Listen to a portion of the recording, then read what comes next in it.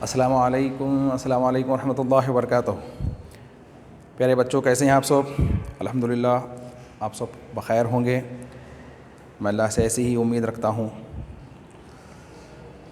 اعوذ باللہ من الشیطان الرجیم، بسم اللہ الرحمن الرحیم، الحمدللہ رب العالمین، والصلاة والسلام علی سید الانبیاء والمرسلین وعلی آلہ واصحابہ وازواجہ وذریاتہ واہل بیتہ اجمعین، اما بعد۔ فاعوذ باللہ من الشیطان الرجیم، بسم اللہ الرحمن الرحیم، ان اللہ وملائکتہ یصلون علی النبی یا ایہا الذین آمنوا صلوا علیہ وسلموا تسلیما، اللہم صلی علی سیدنا مولانا محمد وعلی آلہ وصحبہ افضل صلواتک وعدد معلوماتک وبارک وسلم۔ پیارے بچوں، آج ہم ایک پویم پڑھیں گے جس کا نام ہے اللہ معی، اللہ میرے ساتھ ہے، اللہ میرے ساتھ ہے۔ یہ ہمارے پویم کا ٹاپک ہے۔ یہ سیکشن نمبر 1 میں آئیں گا۔ اس کے 2 لائن جو ہے آپ کو پریکٹس کرنا ہے لکھنے کی پورے سال میں۔ یہ ایک ایسے ہمارے پاس 6 پویمز ہیں، 6 پویمز میں کے 2 ورس آپ کو لکھنے کے پریکٹس کرنا ہے۔ ایک ہم 2 پویمز کے نام دیں گے، اس میں سے کوئی ایک پویم کے 2 ورس لکھنا ہے۔ ایک پویم کے 2 ورس لکھے تو آپ کو 6 مارکس میں لکھ لیں گے۔ بہت آسان ہے، ہم کوشش کریں گے تو اللہ ماشاءاللہ بہت جلد سیکھ جائیں گے بھی۔ ٹھیک ہے بیٹا؟ تو اللہ معی، اللہ میرے ساتھ، اللہ معی۔ اللہ ایک ایسا لفظ ہے، ایسا نام ہے جس کے سنتے ہی مومنین کے دلوں کو راحت اور کافروں کے دل کو وحشت ہوتی ہے۔ ایک چھوٹا سا واقعہ سناتے ہوئے اپنی بات کو آگے لے کے چلوں گا کہ ایک معرکے میں، ایک غزوے میں نبی کریم صلی اللہ علیہ وسلم اور صحابہ شریک تھے۔ اس میں جنگ کا یہ اصول تھا، جنگ ہو رہی تھی۔ غزوہ ایسی جنگ کو کہتے ہیں جس میں اللہ کے رسول خود بذات شریک رہے ہوں، تو اس میں آپ شریک تھے۔ تو جنگ کا ایک فارمیٹ تھا، ایک رول تھا کہ جنگ الصبح شروع ہوتی اور دوپہر میں بند ہو جاتی۔ جب دھوپ زیادہ ہو جاتی جنگ کو روک دیا جاتا تھا، بریک۔ پھر آپ جا کے مرم پٹی کر لیجئے، کھانا وانا کھا لیجئے، تھوڑا آرام کرنا ہے تو سو جائیے، پھر اس کے بعد جنگ کا آغاز ہوگا دھوپ ذرا کم ہونے کے بعد۔ اس طرح سے جنگ ہوا کرتی تھی۔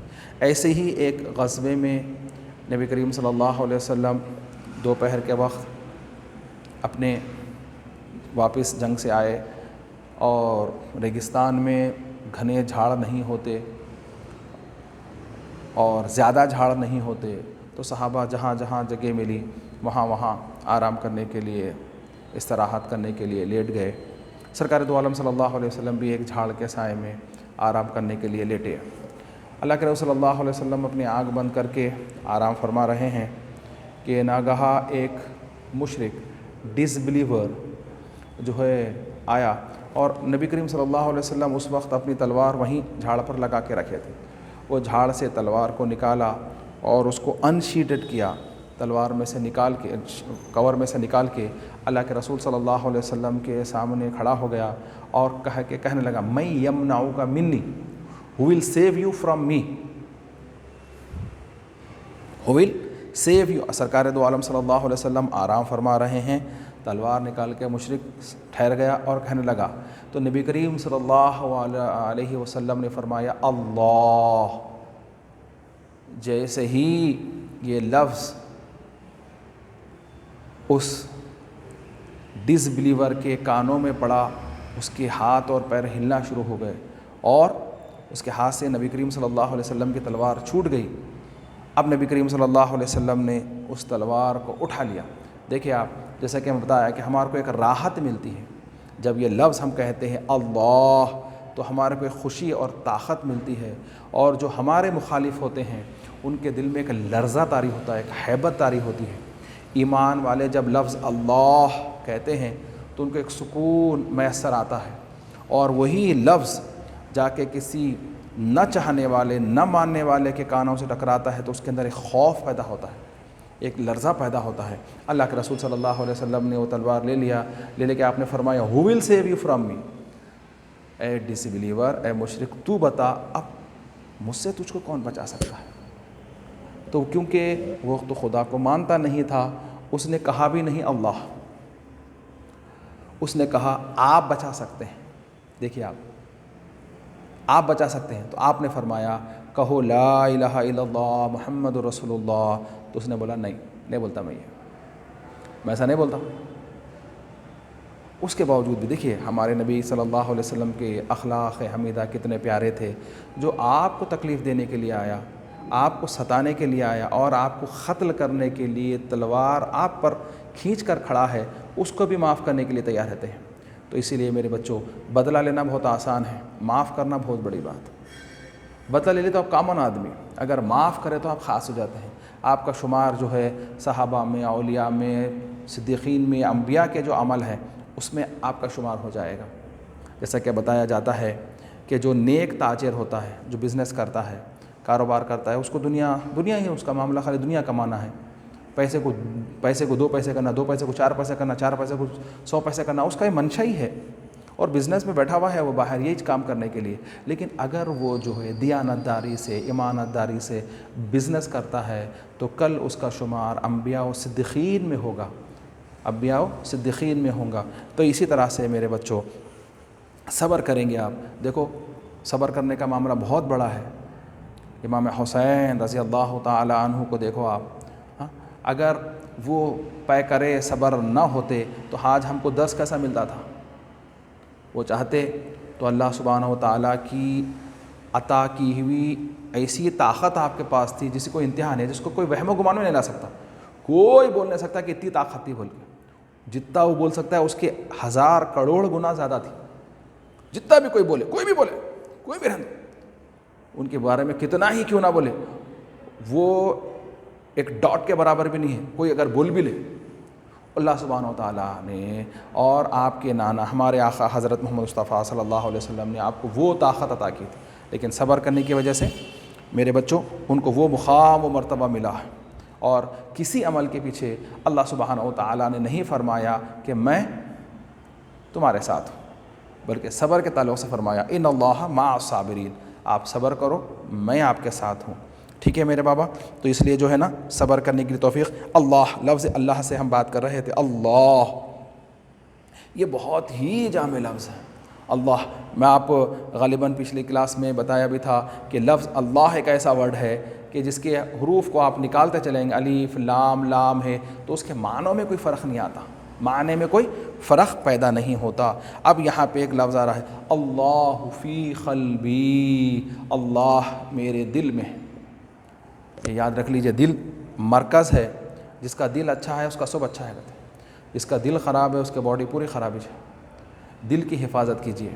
اس لیے علامہ اقبال نے فرمایا زباں سے کہہ بھی دیا لا الہ تو کیا حاصل، دل و نگاہ مسلمان نہیں تو کچھ بھی نہیں۔ میرے بچیوں، دل ایک ایسی چیز ہے، یہ مرکز ہے، سنٹر ہے، یہ جو ہے اس کی حفاظت اگر آپ کر لیں گے تو جو ہے آپ بے شمار کروڑا برائیوں سے بچ جائیں گے۔ اور بتایا گیا کہ علامہ اقبال نے اس طرف اور ایک طرف نشاندہی فرمائی ہے، دل و نگاہ۔ آپ جو ہے نظر سے کسی کو دیکھیں گے، کوئی بھی شے کو دیکھو، آپ کوئی چڑی کو دیکھو، کوئی جانور کو دیکھو، کوئی بچے کو دیکھو، کوئی بڑے کو دیکھو، کوئی بوڑھے کو دیکھو، اس کے بعد آپ کے دل میں خیال پیدا ہوتا ہے۔ تو اگر آپ اپنی نظر کی حفاظت کر لیں گے تو وہ کوئی خیال ہی بیچ میں نہیں آئے گا، کوئی خیال آپ کے دل میں پیدا ہی نہیں ہوگا۔ نظر سے دیکھنے سے خیال پیدا ہو رہا ہے، جب دیکھنا آپ نظر تو چلیں کیسا مول صاحب، تو بتایا گیا ہے کہ اپنے قدموں پہ نظر رکھتے ہوئے چلو۔ اب یہ زمانہ ہے، یہ دنیا بہت خوبصورت ہے، اگر آپ اس کو دیکھتے جائیں گے تو آپ بولیں گے یہ سب میرے کو مل گیا تو اچھا، یہ سب میرے کو مل گیا تھا۔ تو انسان کی جو بھوک ہے وہ سوائے خبر کے مٹی کے کوئی بھر نہیں سکتا۔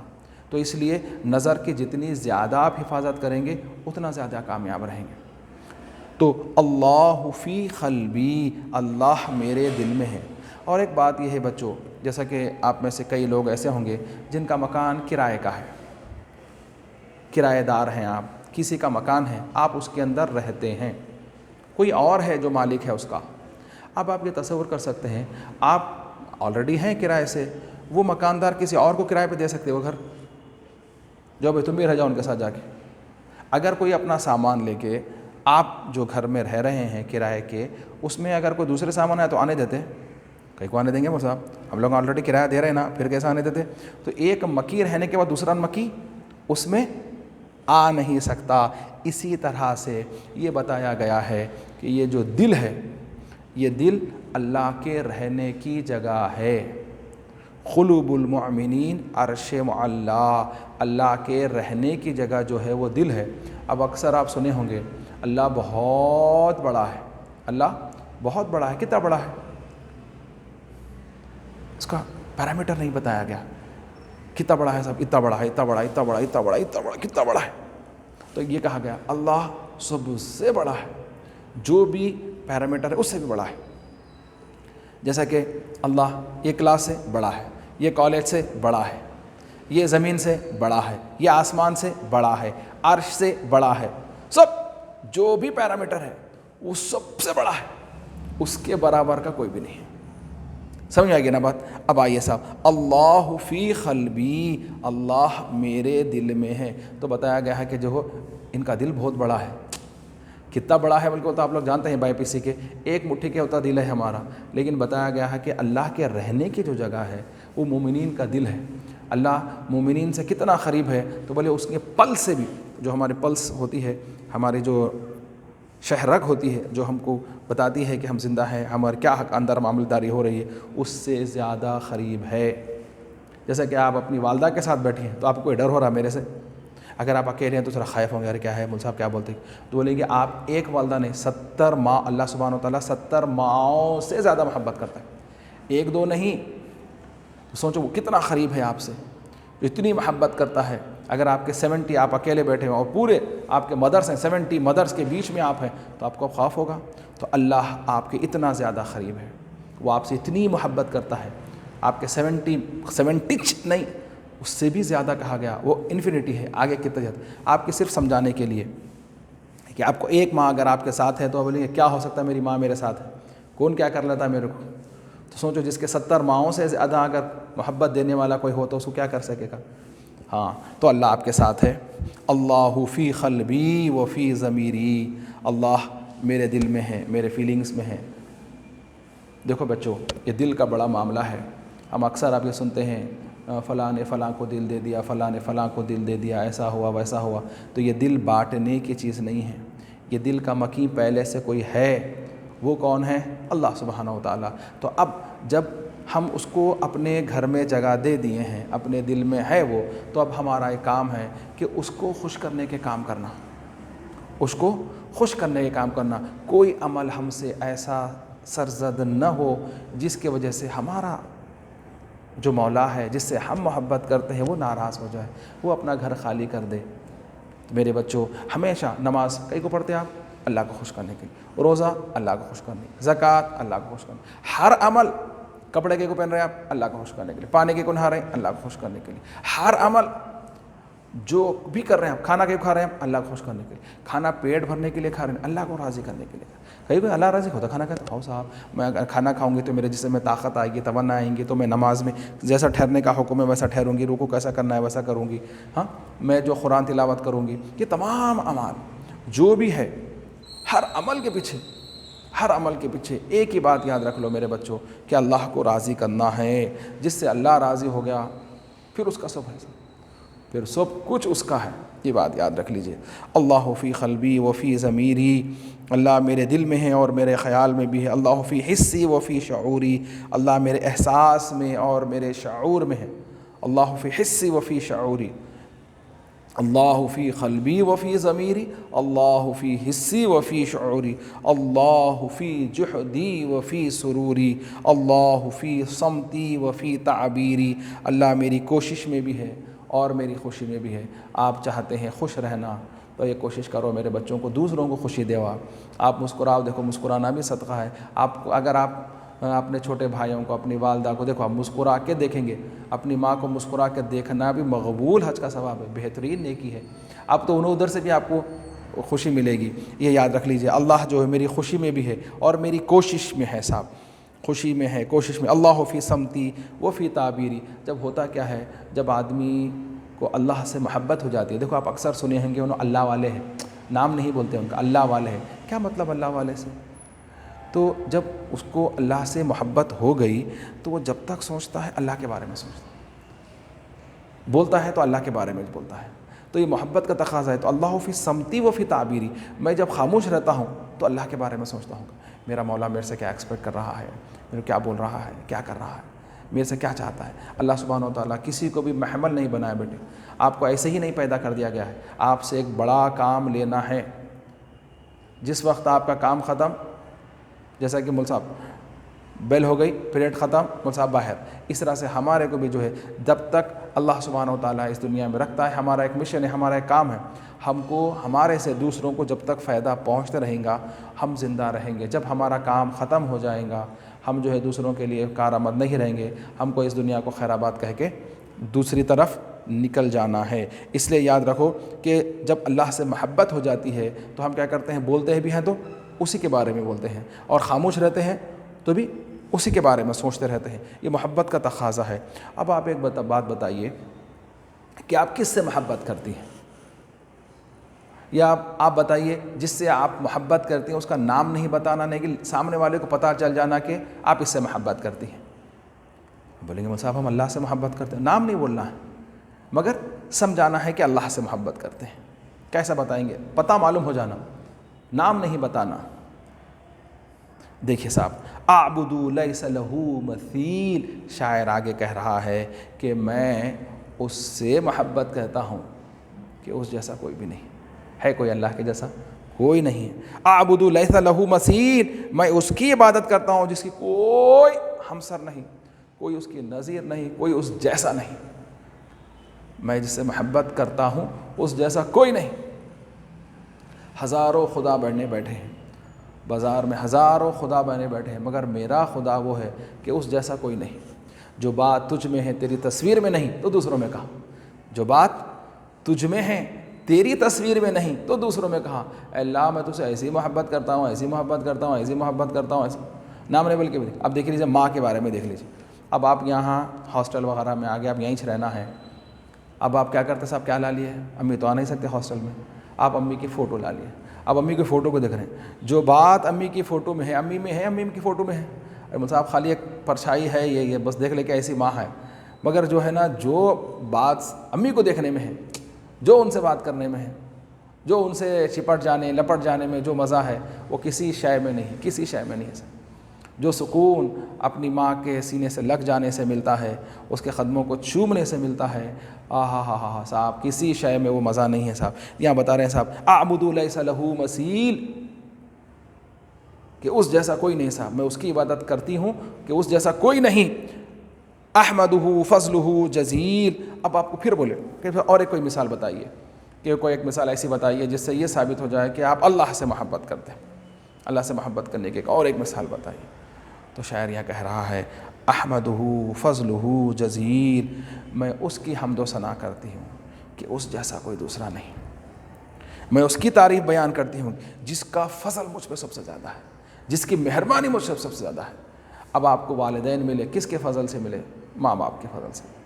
آپ کو جو ہے نا اساتذہ ملے کس کے فضل سے ملے؟ یہ سب اللہ سبحانہ و تعالیٰ کے فضل سے۔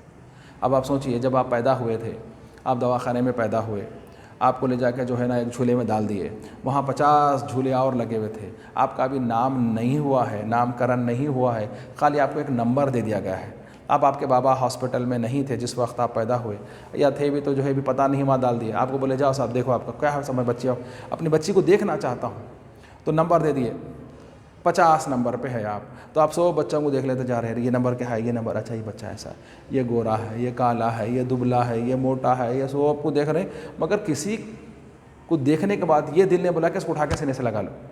جب 50ویں نمبر پہ گئے آپ دبلی پتلی چھوٹی سی بچی دکھ رہی، ارے ماں ایسی خوشی ہوئی دیکھنے کے بعد، یہ دل یہ چاہا کہ اٹھا کے ہم سینے سے لگا، کہا اتنے بچوں کو چھوڑ کے بچے کو لے جا، یا اس سے خوبصورت بچے، اس سے ہیلتھی بچے ہیں، یہ میری بچی ہے، یہ میری بچی ہے. تو یہ جو آپ کے سینس جو اللہ سبحانہ و تعالیٰ فرماتے ہیں، جیسے ہی آپ کے چہرے پہ نظر پڑی اللہ سبحانہ و تعالیٰ ان کے دل میں ایسی محبت ڈال دیا کہ وہ صرف اٹھا کے آپ کو اپنے سینے سے لگائے. تو یہ برتا یہ سب یہ فضل ہے ہمارا کہ سب اب اساتذہ ہیں، اب آپ کو بہت محبت کرتے ہیں. دیکھو جا کے آپ باہر کیسے کیسے نمبرات لگے ہوئے، وہ بغیر اساتذہ کی محنت اور ان کی محبت سے آئے ہیں. ان کو وہ بچے قابل مبارکباد جو باہر ڈسپلے میں لگے ہوئے ہیں، باہر آپ کو بینرز پہ دکھ رہے ہیں، وہ اپنے اساتذہ سے بے پناہ محبت کرنے والے. کیا پروف ہے صاحب؟ دیکھو صاحب ان کے نمبرات ان سے جو بچہ، اب آپ کو معلوم ہونا چاہیے آپ ہے 0 پہ، آپ کے سر ہیں 99 100 پہ، تو آپ جتنی زیادہ اپنے ٹیچر سے محبت کریں گے، جتنے ان کی بات کو فالو کریں گے، اتنی مارکس آپ کو ملیں گے. آپ 50% پہ رک جائیں گے تو 50 آئیں گے، 90 پہ رک جائیں گے تو 90 آئیں گے، 100 99 تک، یعنی جو بولے وہ من و عن کر دیے تو اس کا آپ کو یہ نمبرات لانے سے کوئی روک نہیں سکتا، کوئی نہیں روک سکتا سر. کیونکہ آپ اپنے ٹیچرز کو فالو کریں، ان کو بتائے ہوئے راستے پہ عمل کریں. آپ کو کمپلسری یاد ہے صاحب. پھر آگے فرماتے ہیں صاحب، کیا فرماتے ہیں شاعر، یاد رکھ لیجئے، ارجو للخیر والانعاما. آپ اللہ سے کیسی امید رکھتے ہیں؟ آپ دیکھ لیجئے، آپ امی سے بارے میں کیسی امید رکھتے ہیں؟ آپ کو مارنے کے بعد بھی جا کے انہیں سے چمٹ جانا دل بولتا. ارجو للخیر والانعاما، میں اللہ سے بڑی اچھی امید رکھتا ہوں صاحب. ہم کچھ بھی ہوتا ہے بولتے ہیں انا للہ و انا الیہ راجعون، سب اللہ کا ہے، اسی کی طرف لوٹ کر جانا ہے. تو ہمارا مشن ہی یہ ہے صاحب کہ ہم جو ہے اس طرف ہی جا رہے ہیں، اللہ سے محبت کرتے ہیں، اللہ سے محبت کرتے بولے یقیناً صاحب ارے ایسا ہو گیا، ہاں اس کے باوجود صاحب سب اس کا ہے، سب اسی کی طرف لوٹ کے جانا ہے. ارجو للخیر والانعاما، بھلائی اور نعمتوں کی امید صرف اور صرف اللہ سبحانہ و تعالیٰ سے ہی وابستہ ہے.